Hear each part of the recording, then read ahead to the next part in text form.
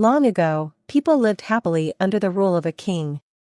The people of the kingdom were very happy as they led a very prosperous life with an abundance of wealth and no misfortunes. Once, the king decided to go visiting places of historical importance and pilgrim centers at distant places. He decided to travel by foot to interact with his people.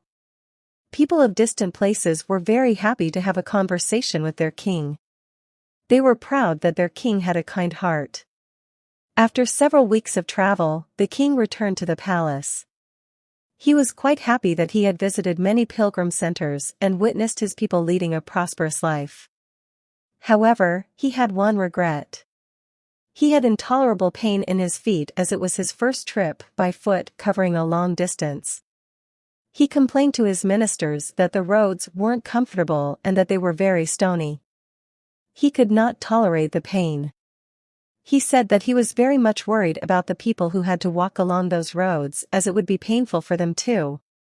Considering all this, he ordered his servants to cover the roads in the whole country with leather so that the people of his kingdom can walk comfortably.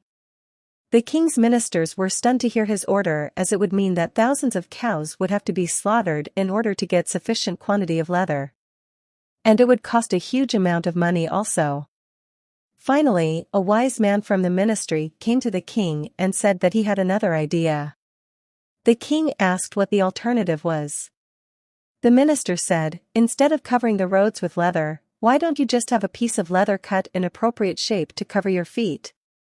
The king was very much surprised by his suggestion and applauded the wisdom of the minister. He ordered a pair of leather shoes for himself and requested all his countrymen also to wear shoes.